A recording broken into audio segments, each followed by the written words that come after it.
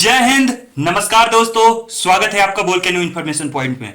दोस्तों, आज का जो टॉपिक है डोकलाम विवाद पे भूटान के प्रधानमंत्री का आया है बयान। भारत के लिए ये गंभीर विषय है, सोचने का विषय है कि क्या फिर से एक बार सेंध लगा रहा है चीन।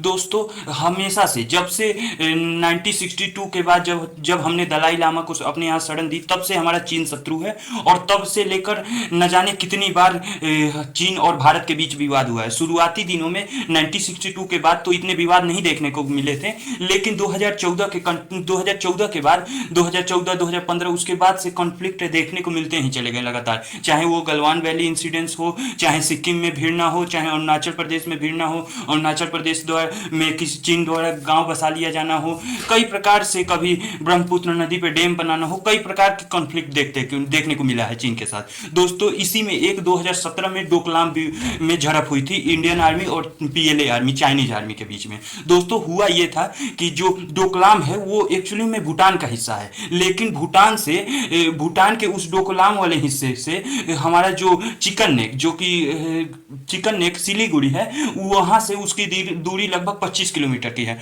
और इसलिए भारत के लिए डोकलाम का सुरक्षित होना बहुत जरूरी है। और 2017 में चाइनीज आर्मी ने डोकलाम में आके कुछ कंस्ट्रक्शन का कार्य करने लगी थी, जिसके बाद भूटान ने भारत को रिपोर्ट किया और उसके बाद से इंडियन आर्मी डोकलाम में चाइनीज आर्मी को पीछे खदेड़ने के लिए गई और ये हुआ भी और चाइनीज आर्मी पीछे भी गई। लेकिन हाल ही में बेल्जियम करके कोई न्यूज एजेंसी है, उसको इंटरव्यू देते हुए भूटान के प्राइम मिनिस्टर ने कहा कि चाइना भी रिजोल्यूशन चाहता है डोकलाम विवाद पे और ये बात भारत के लिए परेशानी का सबब होगा, क्योंकि चाइना अगर पार्ट लेगा रिजोल्यूशन में तो वो डोकलाम को इसी प्रकार से बफर जोन बनाने की कोशिश करेगा। बफर जोन का मतलब है ना ही चाइनीज आर्मी आएगी, ना ही भूटान आर्मी आएगी, ना ही इंडियन आर्मी आएगी। इसी का मतलब होता है बफर जोन और हमेशा से यही चीन की विस्तारवादी नीति रही है। सबसे पहले तो अटैक करो, उसके बाद बफर जोन बना दो और फिर बफर जोन बना के उस जमीन पे कब्जा कर लो, क्योंकि बफर जोन होने के बाद अपोजिशन की आर्मी वहां पे जाएगी नहीं, तो वहां कोई कंस्ट्रक्शन नहीं होगा, तो वहां पे उनका बेस कमजोर होगा, धीरे से कब्जा कर लेते हैं।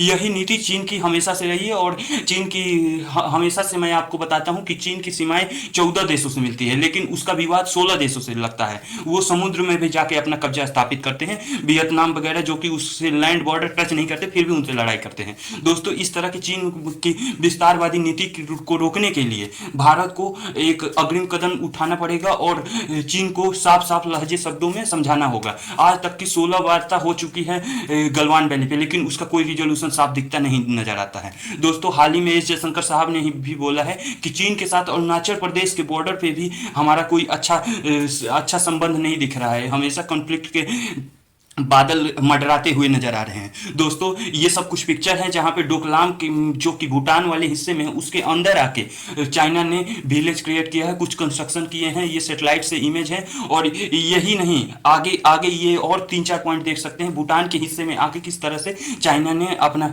कंस्ट्रक्शन किया है। दोस्तों, दूसरी बड़ी न्यूज ये है कि अब भारत में मेडिसिन 12% बढ़ जाएंगे। दोस्तों, सुनने में तो लगता है कि जो दवाई 100 रुपए की मिलती थी अब वो 12 रुपए की मिलेगी, लेकिन इसमें राहत के लिए खबर ये है कि ये होलसेल प्राइस इंडेक्स की बात हो रही है। इसमें इसका सीधा प्रभाव कंज्यूमर पे नहीं पड़ेगा, कंज्यूमर को थोड़ा कम देना पड़ता है। जैसे कि होलसेल प्राइस इंडेक्स अगर 10 बढ़ रहा है तो कंज्यूमर प्राइस इंडेक्स लगभग 6 या 7 बढ़ता है। तो मतलब यदि वो 100 से 112 हुआ है तो मतलब कि ये 100 से 106 होगा, 107 होगा। दोस्तों, इस प्रकार भारत को फार्मा इंडस्ट्री कहा जाता है पूरे वर्ल्ड का दवाइयों के मैन्युफैक्चर के लिए। और देखिए दोस्तों, यहाँ पे दवाई भी अब महंगी हो रही है। ये अच्छी बात है, क्योंकि जिस प्रकार से हमारे यहाँ दवाइयों की वैल्यू नहीं होती है, हमारे यहाँ साधारण पेन किलर ये वगैरह सब लोग इस तरह डिस्ट्रॉय कर देते हैं, इसी तरह क्योंकि सस्ती है।